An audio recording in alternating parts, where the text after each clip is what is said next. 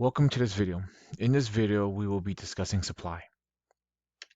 A market is an institution that brings buyers and sellers together. It is any place where people come together to trade. In a market, there are buyers and sellers. In this video, we will detail and concentrate on the seller. The seller is depicted by the supply. Supply is the amount of some good or service a producer is willing to supply at each price level.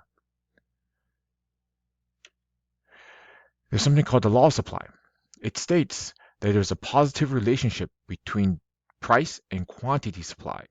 So basically, as prices increase, quantity supplied, or the amount of goods that we produce, increases.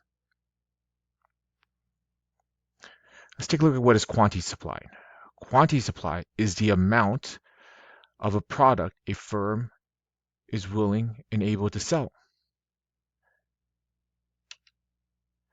Let's fill this table in. This table shows prices of pizzas, 10 and 5. Let's fill in the quantity supplied. At $5, let's assume we will produce 10 units of pizza. As prices increase, there's more incentive to produce more. At $10, let's assume we will produce 30 units of pizza. So the values of 30 and 10 are considered quantity supplied. While this entire completed data set is considered a supply schedule. Let's graph this out. Let's assume when price is 10, we'll produce 30. Let's call this point A. Let's graph this on the graph. At $5, we'll only produce 10.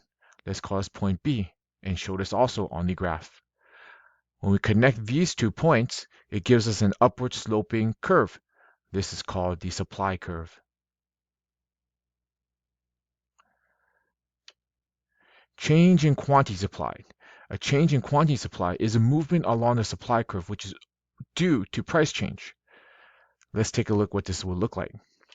Again, it would be moving from point A to point B, or vice versa for point B to point A. This is considered a movement along the curve.